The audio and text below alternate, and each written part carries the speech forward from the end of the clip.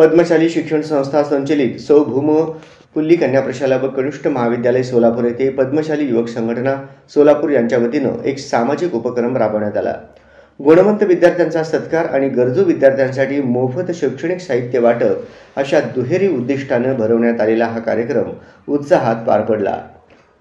या कार्यक्रमात विविध शैक्षणिक क्षेत्रामध्ये उज्ज्वल यश संपादन करणाऱ्या विद्यार्थ्यांचा विशेष सत्कार करण्यात आला।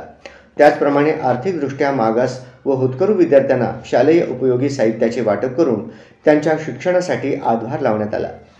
कार्यक्रमाच्या अध्यक्षस्थानी पद्मशाली ज्ञाती संस्थेचे अध्यक्ष सुरेश पलमारी हे होते।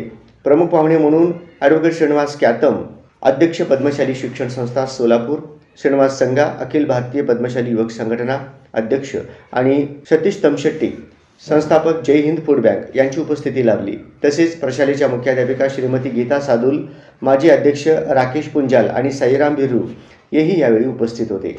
कार्यक्रमाच्या यशस्वी आयोजनासाठी पद्मशाली युवक संघटनेचे पदाधिकारी पुढाकार घेतले। त्यामध्ये संघटनेचे प्रेसिडेंट नागेश बोंबड्याल, अध्यक्ष शेखर कटकम, सचिव विजय नीली, उपाध्यक्ष गोविंद राजूल, अंबादास कुडक्याल, श्याम आडम, अविनाश शंकू, लोकेश नंदाल, महेश एमुल, श्रीनिवास दासरी, पवन गुंडेटी, हरिदास चरकुपल्ली, शुभम एक्कलदेवी, प्रवीण जिल्हा यांचा विशेष सहभाग होता।